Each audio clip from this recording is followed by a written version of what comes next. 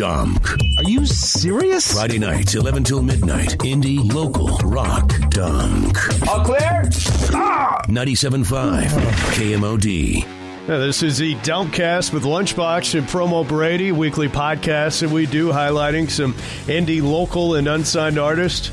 Upcoming weeks, we got local bands like Violence to Vegas, also the Normandies. We'll also be chatting with Johnny Hawkins of Nothing More, lining up interviews with Butcher Babies, Missio, and Greta Von Fleet in the upcoming weeks as well. You can find the DOMKcast on iTunes, download it there. Just search for Domk or listen to it 24/7 on the iHeartRadio app. Just search for DOMKcast. Tonight's special guest, Dorothy. What's going on? Yo, what's up, guys? How are you doing today? I'm doing great. I'm at the gym. I have some meetings today, and I'm getting ready to jump into this second album with Linda Perry. Wow, I didn't realize Linda Perry was going to be producing the new album. She is steering this pirate ship to new horizons. That has to be very cool because I know she helped you write Down to the Bottom. Yes. And working with her has to be a gigantor experience because that woman is talented as hell. She's great. She's such a great mentor, and I've learned so much from her. And she looked at me, and she's like, "You're like a younger version of me." And I'm like, first of all, that's a huge compliment. But yes, because we happen to have, coincidentally, some matching tattoos on accident. What are the matching tattoos that you guys have? So she has like a traditional butterfly somewhere on her hand, and I have it right on my wrist. And I got it in Chicago on tour at Great Lakes Tattoo, I think, something like that. But we also both happen to be Aries women that are very aggressive and very, like, artistic. There's just a lot of weird, eerily similar attributes that we both have. So, and obviously her talent, like, supersedes mine by far. Is that even a word? I don't know. No, it's a word today.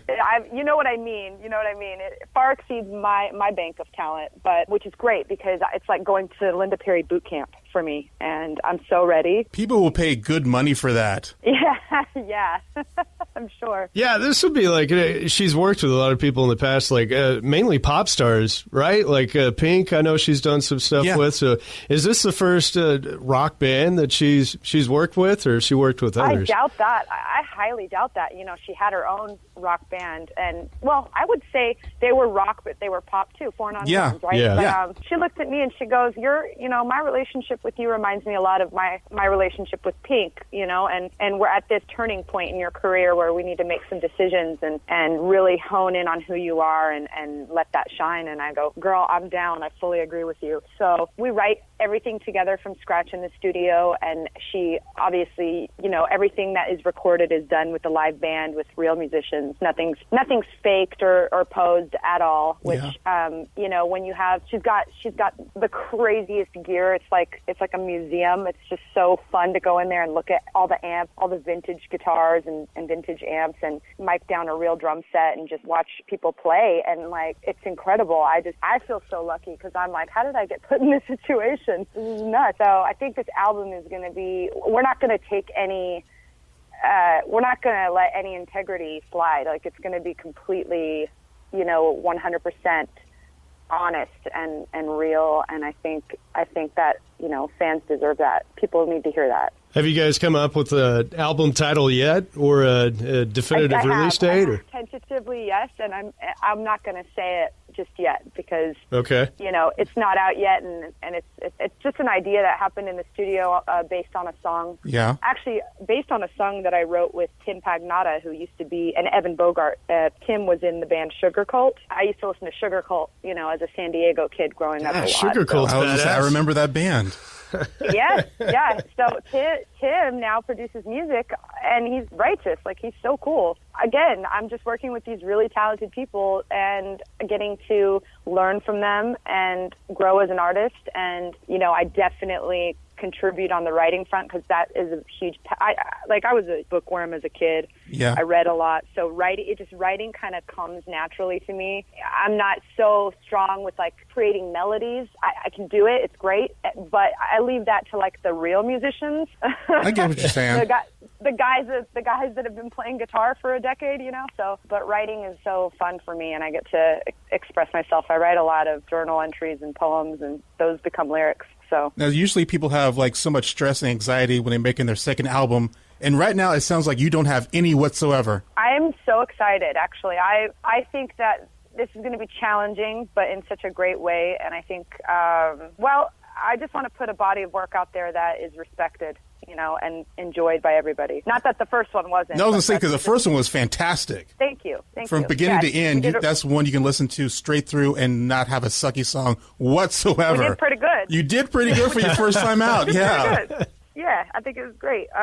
But, I feel like the approach to this one's a little different, and I hope each album, I get to keep growing and evolving and putting something exciting out there. I just want people to get chills when they hear the music that we put out. That's all. I want them to feel, they're at the gym and they're like, oh, yeah, I can run another mile, or whatever gives them a boost and inspires them.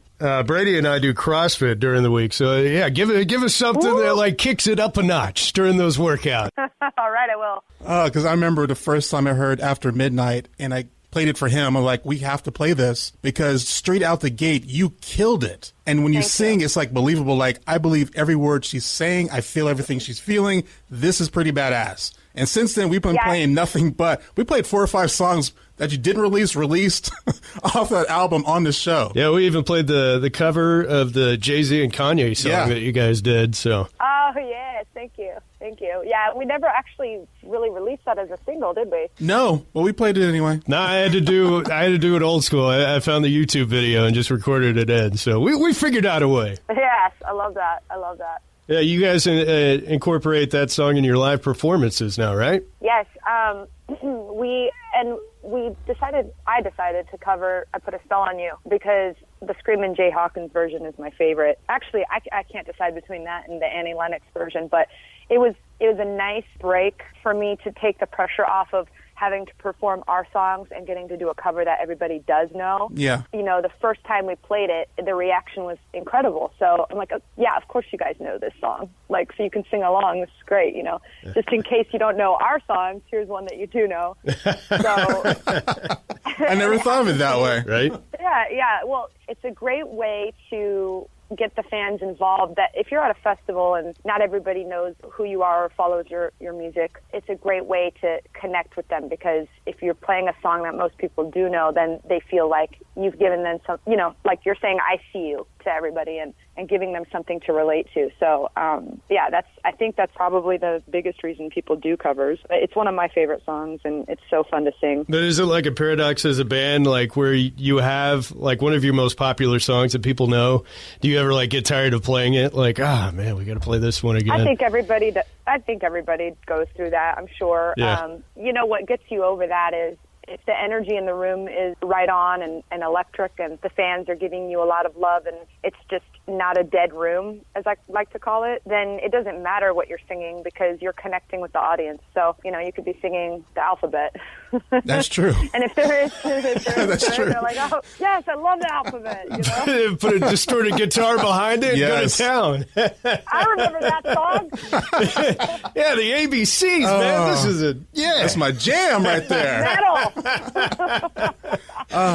You guys have been getting your songs out there in any way, shape, or form, because I know I've heard it in a Gatorade commercial, a Call of Duty commercial.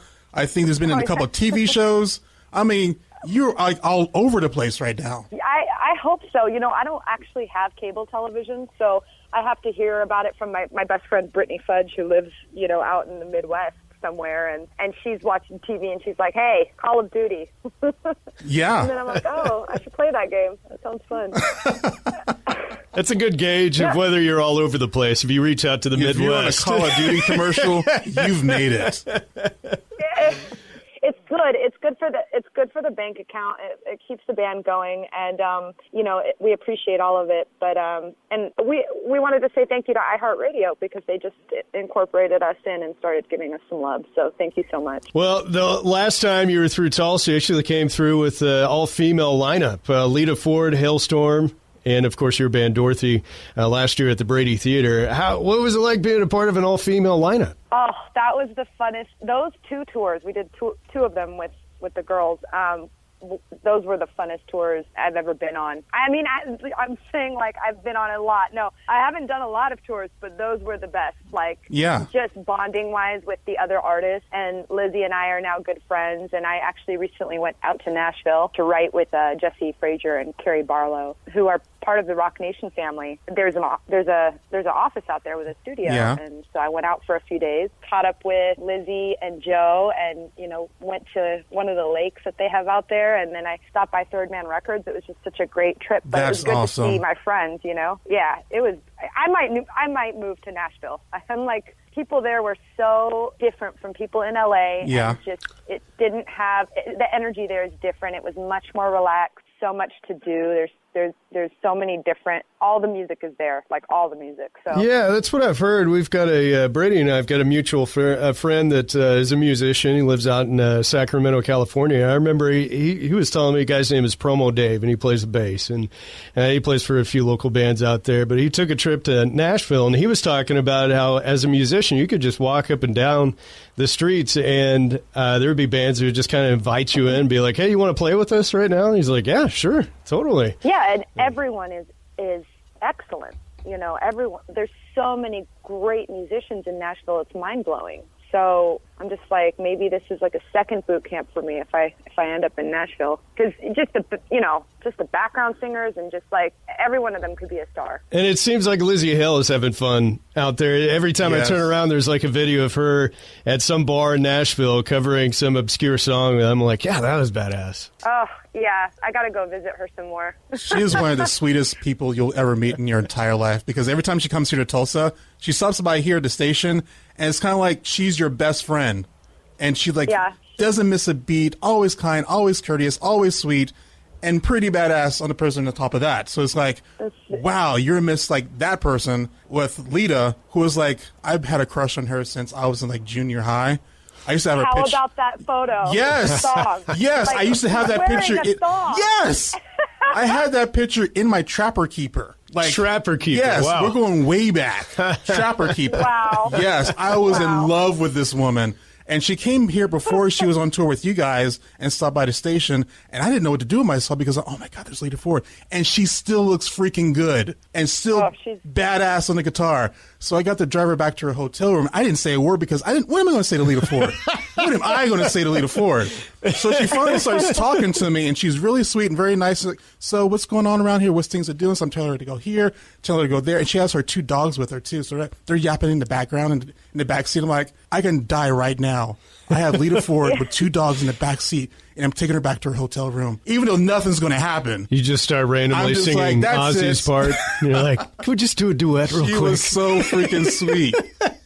Her dogs, okay, I'm going to kidnap them one day. I know her dogs very well. Yeah. They are the sweetest. She took them as puppies and took them out on the road, and so they're so calm, and they're used to the tour bus. They don't flip out. They never bark. They just kind of walk around the venue backstage and say hi to everybody, and I'm like, that's like an anxiety dog. Like, I need to just bring a little puppy out on the road with me and get her used to everything, and then she'll be calm and she'll sit on my lap on the airplane or whatever, It's a great idea. Yes, very good train idea. them when they're young, like your boyfriend. True that. True that. Speaking of sweet and nice, I recently connected with Taylor Momsen, and she's Really? awesome. She's so sweet. Yeah. Yeah, she was out at Rocklahoma. We had a chance to chat with her for a bit out there. Pretty Reckless, of course, was opening up for Soundgarden, that show in Detroit that obviously ended up being Soundgarden's last show. Yeah, everyone's pretty bummed about that whole incident. But no, we played BFD. I think it was in Dallas, Texas. Yeah. And then somehow we connected after, I think, via Twitter. And then our fans were like, finally, it happened.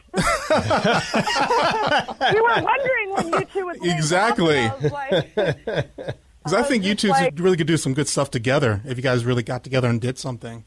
Even on tour, yes. Not a bad idea. Now, I was reading that you guys' overall goal as a band is basically to write songs that appeal to Beavis and Butthead. Is that it? Yeah, Well, that's what it said. I was like, what? Yeah. That's probably the best quote ever. I think Mark Jackson, our first, original guitar player and producer. I think that was a quote out of his mouth. Yeah. Okay. All right. So it's not true. I thought it was an interesting one. I just figured I'd bring it up. I believe I was wearing a Beavis and Butthead T-shirt Yeah. at the studio one day, and it might have inspired that. And I think I cracked up and thought it was really funny. But if anyone's going to condone your music, it better be Beavis It and better be Butthead. Beavis and Butthead because they have been known to ruin careers. Yeah, I was also reading that you actually battled, you and the band battled stage fright. And what did you do to get past all of that? Practice. Yeah, I don't